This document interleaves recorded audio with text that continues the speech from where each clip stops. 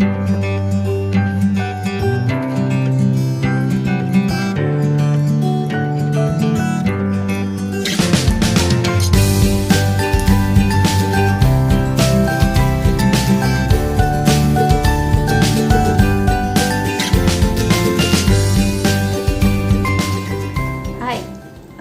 warahmatullahi wabarakatuh. Ketemu lagi sama Dinar di channel Dinar Hair.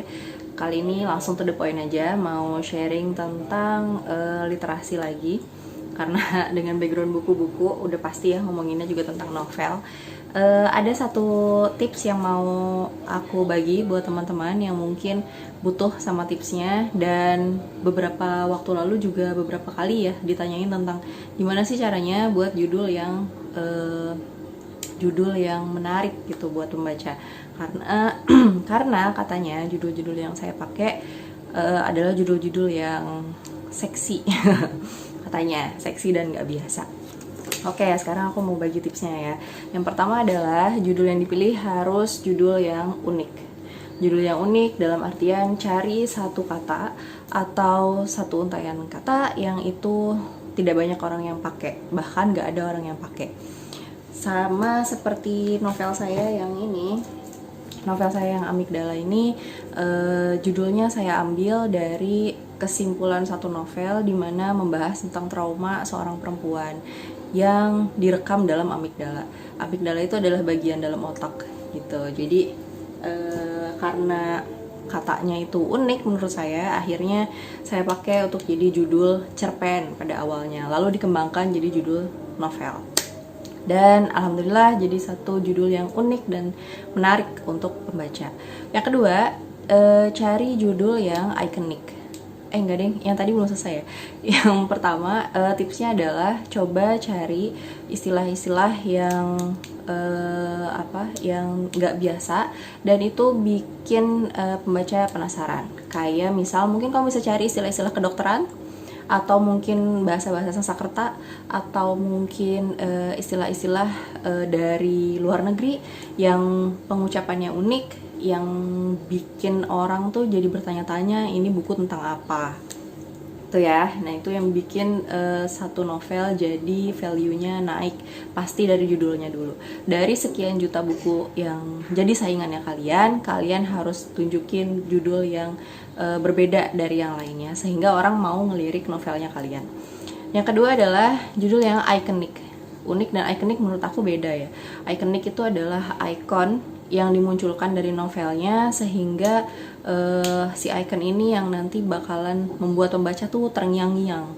Biasanya dipakai adalah nama dari tokoh si novelnya. Kalau kalian mau pakai nama tokoh, cari nama tokoh yang unik dan menarik juga. Ada di novel saya yang kedua, judulnya adalah Kirana Kejora, Diari Kirana Kejora.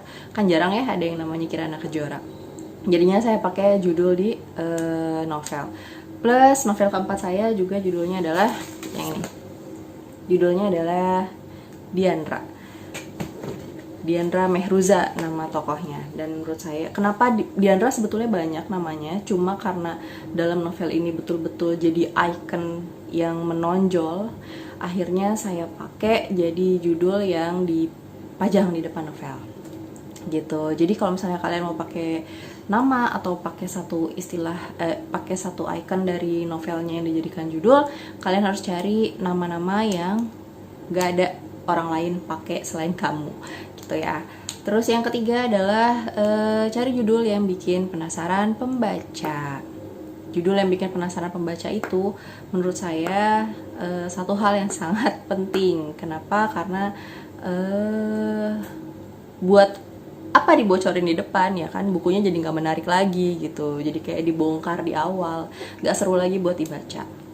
Jadi kalau saya prinsipnya, nggak tahu ya kalau yang lain, mungkin yang lain ada yang pakai judul langsung membongkar isi novel karena sekarang pasarnya lagi bergeser ke sana, ya terserah ya, boleh, itu pilihan. Cuma kalau tips dari saya, tetap cari judul-judul yang bikin pembaca tuh berkerut gitu dahinya, ini ngomongin apa sih novelnya gitu.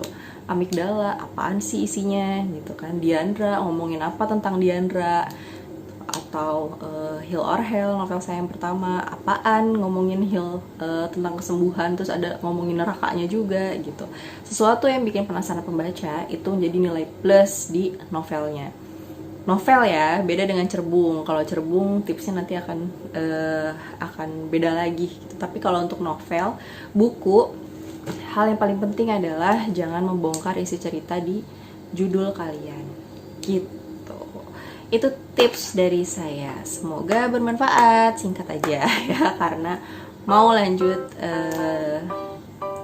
nulis surat cinta buat pembaca lagi. Makasih semuanya, semoga tipsnya bermanfaat. Assalamualaikum warahmatullahi wabarakatuh.